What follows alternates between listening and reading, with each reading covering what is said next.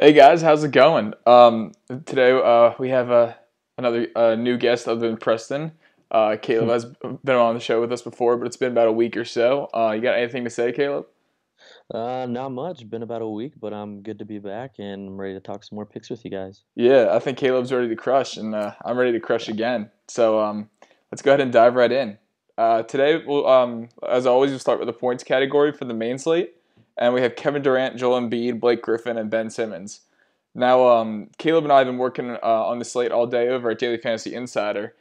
So while we do have a tough one here at Boom, we're definitely excited to break this one down. Is anything sticking out to you here? Yeah, so we got Embiid going here, and there's a lot of question with him going on the back-to-back and everything, but he's actually played very good on the back-to-back. So I think we can still consider him here, and I think he's definitely one of the more optimal plugs here. What do you think? Yeah, I don't know what's going on with Blake Griffin, but the numbers are way down Yeah. and severely down, which is just interesting enough. He's got a terrific matchup against Orlando. You might see hmm Aaron Gordon pull him away from the paint a little more than we'd like, but yeah, I don't think we can trust Blake Griffin right now. Ben Simmons, we know his season average is around 16.6, and he seems to get between 15 and 17 every night, hmm um, which is not the upside we want. So yeah, we're left with Durant and Embiid, and hmm with this, I really think Golden State blows Atlanta out. This one could be by over 30. It really wouldn't surprise me. And hmm when that happens, usually one star is the one to take this away. And for to me that night tonight is Curry. Yeah. So I'm kind of staring at Joel Embiid here. Yeah. Is he your favorite? Yeah, I think he's my optimal guy. You don't have to deal with the blowout potential and everything. I think Embiid's the one guy that is going to fill up the stat sheet with the points and is more guaranteed here. With like you said with Simmons, he's guaranteed for about 10 to 15, but he's going to spread it around and do it a lot of other ways with his peripherals. So I say we lock in Embiid here. Yeah. I really like the chance for Curry to go off tonight, and that's why I really just want to lock Embiid and move on with this one. Um, Absolutely. So then we'll jump into to rebounds with Andre Drummond, Dwight Howard, Joel Embiid, and Nikola Vucevic. Here we got Dwight Howard and Joel Embiid going up against each other, which should be a pretty good matchup. I think those two can get in each other's heads. That'll be kind of fun to watch. Yeah. And then on the flip side, we also got Andre Drummond and Vucevic going up against each other. So hmm if you're watching these games, you really only have to watch two of them to watch your guys play. For real. Um, what are you thinking here? Anytime I see the rebound king on the boom site, I love to pick him just because he's got a floor of right around 15 rebounds. And Vucevic he's a good defender, but no one sees him as elite and really swallowing up all the boards. I think that Drummond can still beat him on the boards. I think Drummond's going to be my pick here. Yeah, and how often can you honestly say that you have a guy pegged for a floor of 15 rebounds? Yeah, I mean, exactly. is When he's the king of the rebounds this season, he's got that locked up, and it's pretty easy to pick him. yeah, I mean, it's just unheard of. It really is. hmm Orlando is about 26 in rebounding percentage. Terrible, not good. Um, and then I'm a little wary of Dwight Howard getting in foul trouble against Embiid, and also Embiid pulling away from the hoop, which limits its rebound upside. I could see Embiid competing with Drummond here, but this is kind of a smash spot for Drummond. I don't see any reason he doesn't hit his floor 15. He's got a ceiling Exactly. of probably what 25. I mean, Yeah. something like that. Yeah, I think he's our optimal play here. If you want in your multi-entering, you could do a share of Embiid, but I think if you're doing playing 10 lineups or five, if you're playing your five lineups, you're gonna want to do at least four of them Yeah, with Drummond here. and I'm 100% with you there. So we can just honestly move on, and Sure. we'll jump to assists between Ben Simmons, Stephen Curry, Dennis Schroeder, and Batum. Um, this one is somewhat interesting. I'm pretty sure we have hmm some stats on Batum where he's just been terrific since the break, Yeah. right? Yeah, he's been flirting with a triple double just about every night. Been really filling it up for him, helping them out since the break. So you know that he's been able to get those assist numbers. But the top two guys here, those are the two guys I think that we would want to stick with. And Ben Simmons, I think with Embiid playing, that helps him a lot with the assist category. So I think Simmons is probably one of our more favorite targets here. I mean, what do you think? Who are you sticking out for you here? If I had to pick my favorite, it would be Ben Simmons. I Hmm. don't really think Charlotte has anyone to stick on him. Size wise, it's really gonna be tough. Um, I love Curry's scoring upside, so I don't really want to peg him for the assist upside because I don't think he sees more than 30, 32 minutes tonight in a Sure, blowout. sure. Um, I if I'm, I think I do multi-enter tonight, and then if I do, Batum has had, I think I saw 8, 9, 12, and 10 assists his last four, which is pretty darn good. Yeah, I expect him to be covered by Robert Covington, who's a very good defender. But I do think that Batum is worth at least one or two shares if you're multi-entering. He's going to go way underlooked. If you nail him, that could be huge. yeah, Because for total points, we have Stephen Curry. And like we said, putting him in that minute range around 30 to 32 because of the expected blowout really does limit his crazy upside that we can go to. hmm, And while Curry can light it up, maybe we don't have to over project him for points here. hmm. Um, which brings up the question: how many points do you think he gets, Caleb? I think a safe option, and just because even if they struggle a little bit, that he might be struggling to a certain point. So this is a floor for even if he does play his full, slotted minutes. I would say a 25, because even if he plays, his small share of minutes in a blowout, he reaches a 25-point ceiling at that point. And if he does play a full range, their team's struggling a little bit more. And I think 25 is right around. I think that's right around where we'd take him. Yeah. Um, so we both of us have we talked about it. We really think he loves scoring upside. Dennis Schroeder is one of the worst defending point guards in the league. Yeah. You know, Curry loves to expose those guys. He's going to have a little bit of fun out there tonight, um, especially with the mentality of coming in against that Atlanta team that's struggling real bad. I think we can mark him at, I like that 25 number a good bit, Hmm. 25, 29, 25 to 30, anywhere in Yeah. that range for multi-entering. This is a pretty good one to multi-enter. There's guys we like and want more shares of, but there's no like lock him and go on Hmm. type players like we've had the past few previous nights. So we do want to get Curry in that 25 to 29, 25 to 30 range tonight, Yeah. and make sure we do that. Yeah, And with definitely that, keep a. oh, go I would ahead. say you definitely keep one share of him if you're multi-earning around 30, just to keep that ceiling there. Yeah, you want it just in case he does Curry Yep, things, and you know.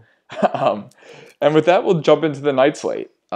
And we'll start with points with Devin Booker, Russell Westbrook, Chris Middleton, and Kyle Lowry. And this is a great one for Caleb to break down here, as over at Daily Fantasy Insider, Caleb wrote a night slate stack on Phoenix and Oklahoma City. So I'd love to hear what Caleb has to say here.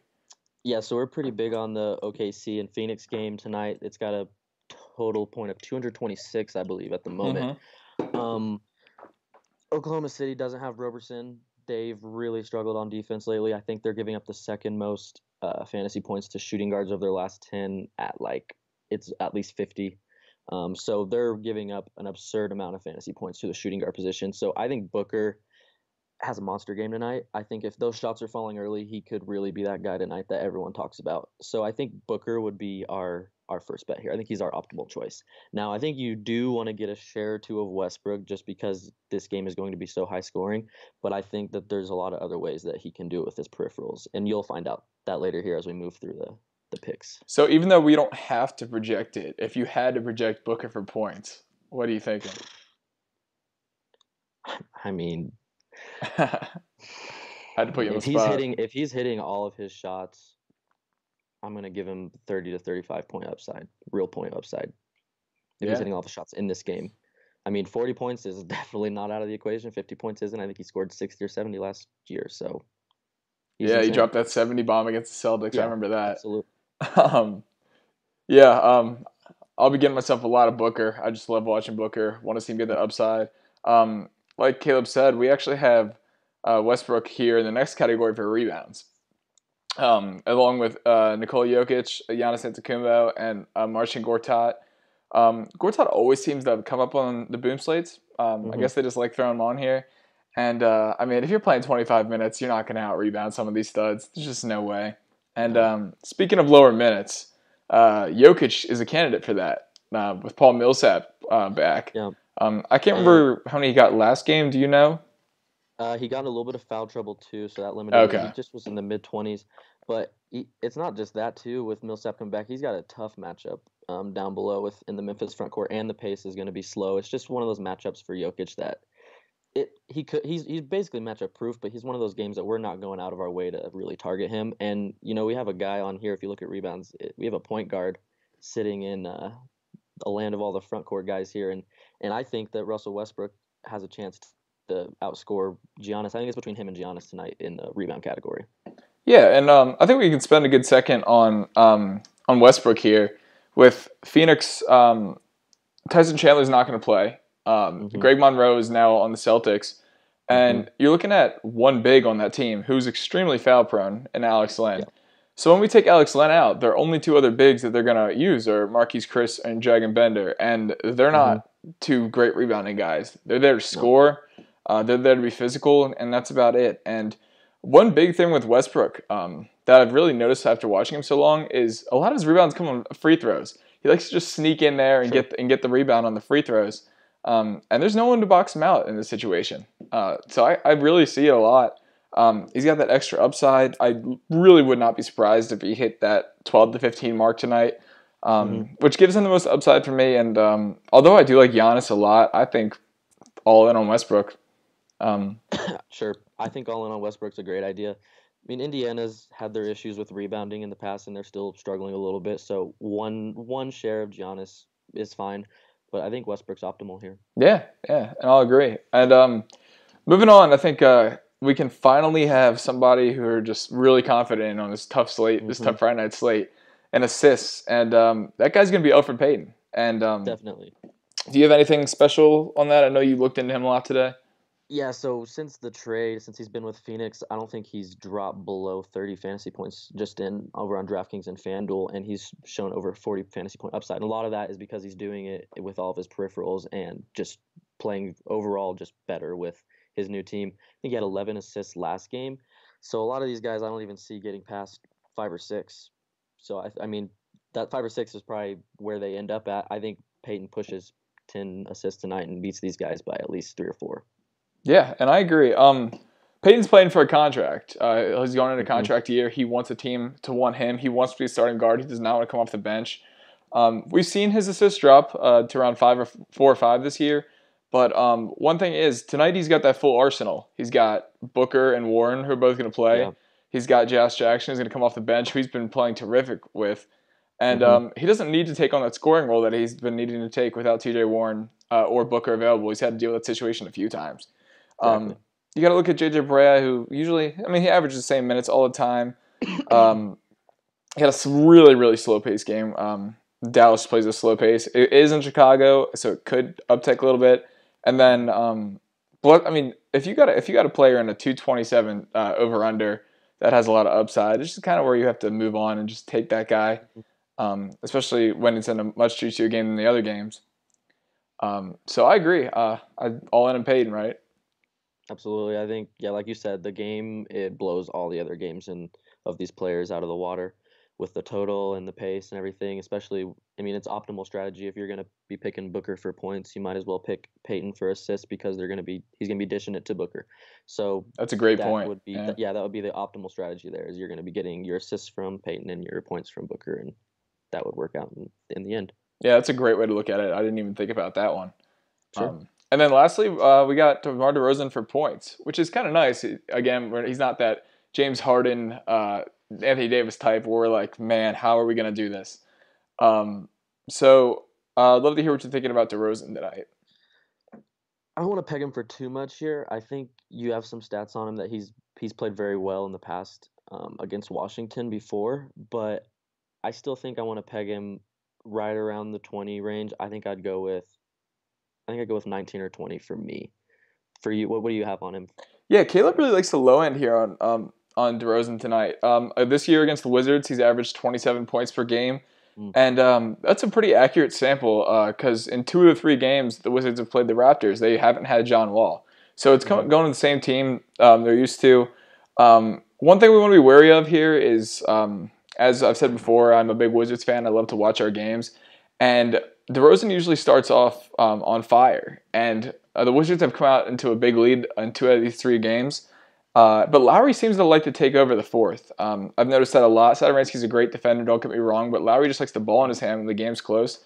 So we really don't want to over-project DeRozan, like Caleb Hmm. is saying. But I do think that he and Beal are going at it, at least for the first part of this game, Sure. which is why I kind of like the 23 to 27 range.